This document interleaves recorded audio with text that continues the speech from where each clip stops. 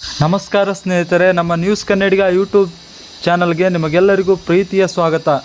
ಕರ್ನಾಟಕದಲ್ಲಿ ಹೊಸ ರೇಷನ್ ಕಾರ್ಡ್ಗಾಗಿ ಕಾಯುತ್ತಿರುವಂತಹ ಕುಟುಂಬಗಳಿಗೆ ಇಂದಿನ ಈ ವಿಡಿಯೋದಲ್ಲಿ ಬಹಳ ಮುಖ್ಯವಾದಂತಹ ಮಾಹಿತಿ ಸಿಗಲಿದೆ. ಆದ್ದರಿಂದ ಈ ಒಂದು ವಿಡಿಯೋವನ್ನು ಕೊನೆಯ ತನಕ ನೋಡಿ.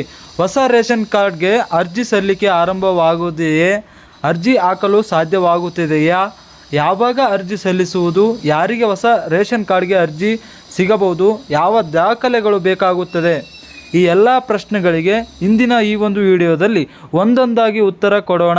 ಮುಖ್ಯವಾಗಿ ಸಾಮಾಜಿಕ ಜಾಲತಾಣಗಳಲ್ಲಿ ಹರಿದಾಡುವ ಯಾವುದೇ ಸುದ್ದಿಯನ್ನು ನಂಬುವ ಮೊದಲು ಅಧಿಕೃತ ಮಾಹಿತಿಯನ್ನು ಪರಿಶೀಲಿಸುವುದು ಬಹಳ ಮುಖ್ಯ.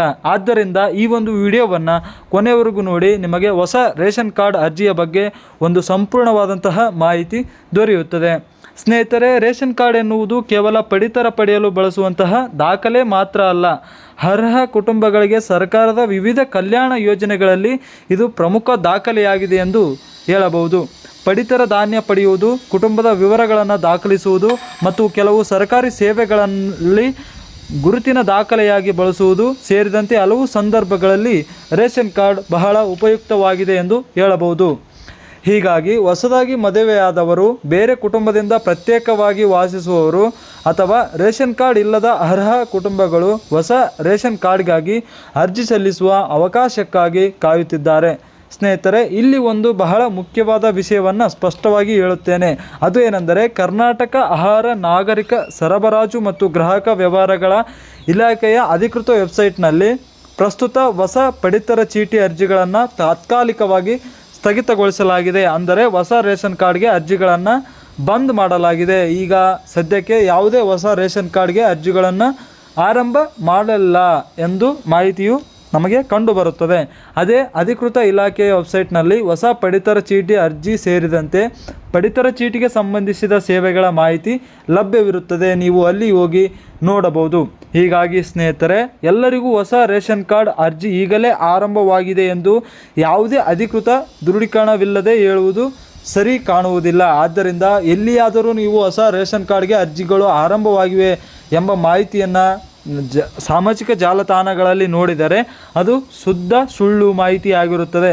ಅಧಿಕೃತ ವೆಬ್ಸೈಟ್ನಲ್ಲಿ ವಿವರಣೆ ಅಥವಾ ಪ್ರಕಟಣೆ ಮಾಡಿದ್ದರೆ ಮಾತ್ರ ಅರ್ಜಿಗಳನ್ನು ನೀವು ಸಲ್ಲಿಸಬಹುದು. ಹಾಗಾದರೆ ನಾವೀಗ ಹೊಸ ರೇಷನ್ ಕಾರ್ಡ್ಗೆ ಅರ್ಜಿ ಸಲ್ಲಿಸಲು ಯಾವೆಲ್ಲ ದಾಖಲೆಗಳು ಬೇಕು ಎಂಬುದರ ಬಗ್ಗೆ ನಾವೀಗ ತಿಳಿಯೋಣ. ಆಧಾರ್ ಕಾರ್ಡ್, ಕುಟುಂಬ ಸದಸ್ಯರ ವಿವರಗಳು, ಮೊಬೈಲ್ ಸಂಖ್ಯೆ, ವಿಳಾಸದ ಪುರಾವೆ, 5 ವರ್ಷದ ಒಳಗಿನ ಮಗುವಿದ್ದರೆ ಜನನ ಪ್ರಮಾಣ ಪತ್ರ, ಆದಾಯ ಪ್ರಮಾಣ ಪತ್ರ. ಹೊಸ ರೇಷನ್ ಕಾರ್ಡ್ಗಳಿಗೆ ಅರ್ಜಿ ಸಲ್ಲಿಸುವವರು ಈ ಎಲ್ಲ ದಾಖಲೆಗಳನ್ನು ಸಿದ್ಧಪಡಿಸಿಕೊಂಡಿರಬೇಕು. ಅರ್ಜಿಗಳು ಯಾವಾಗ ಆರಂಭವಾಗುತ್ತದೆ ಎಂದು ಹೇಳಲು ಸಾಧ್ಯವಾಗುವುದಿಲ್ಲ. ಅರ್ಜಿ ಯಾವಾಗ ಆರಂಭವಾಗುತ್ತದೋ ಆವಾಗಲೇ ತಕ್ಷಣವೇ ಅರ್ಜಿಯನ್ನು ಸಲ್ಲಿಸಬೇಕೆಂದರೆ ನೀವು ಈ ಎಲ್ಲ ದಾಖಲೆಗಳನ್ನು ನೀವು ಸಿದ್ಧಪಡಿಸಿಕೊಂಡು ಇಟ್ಟುಕೊಳ್ಳಿ. ಹೊಸ ರೇಷನ್ ಕಾರ್ಡ್ಗಳಿಗೆ ಅರ್ಜಿಗಳು ಸದ್ಯಕ್ಕೆ ಆರಂಭವಾಗಿಲ್ಲ. ಆರಂಭವಾದಾಗ ನಾವು ಮತ್ತೆ ಈ ಒಂದು ಯೂಟ್ಯೂಬ್ ಚಾನಲಲ್ಲಿ ವಿಡಿಯೋ ಮಾಡಿ ಹಾಕುತ್ತೇವೆ. ಆದ್ದರಿಂದ ತಕ್ಷಣವೇ ನಮ್ಮ ಒಂದು ಯೂಟ್ಯೂಬ್ ಚಾನಲ್ನ ಸಬ್ಸ್ಕ್ರೈಬ್ ಮಾಡ್ಕೊಳ್ಳಿ ಹಾಗೂ ಪಕ್ಕದಲ್ಲಿ ಇರುವಂತಹ ಬೆಲ್ ಐಕನ್ ಬಟನ್ ಕೂಡ ಆನ್ ಮಾಡ್ಕೊಳ್ಳಿ. ಇದರಿಂದ ನಾವು ಯಾವುದೇ ಹೊಸ ವಿಡಿಯೋ ಬಿಟ್ಟರೆ ಅದರ ಅಧಿಕೃತ ನೋಟಿಫಿಕೇಷನ್ ನಿಮಗೆ ಬಂದು ತಲುಪುತ್ತದೆ. ಇನ್ನು ಕೆಲವು ದಿನಗಳಲ್ಲಿ ಹೊಸ ರೇಷನ್ ಕಾರ್ಡ್ಗೆ ಅರ್ಜಿಗಳು ಆರಂಭವಾಗುವಂತಹ ಸಾಧ್ಯತೆ ಇದೆ.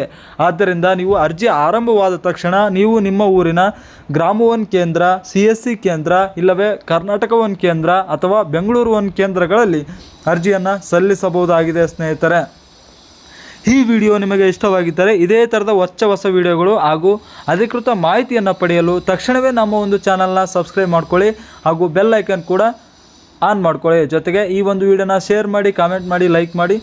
ಸಿಗೋಣ ಮುಂದಿನ ಹೊಸ ವಿಡಿಯೋದಲ್ಲಿ. ಅಲ್ಲಿಯವರೆಗೂ ಧನ್ಯವಾದಗಳು.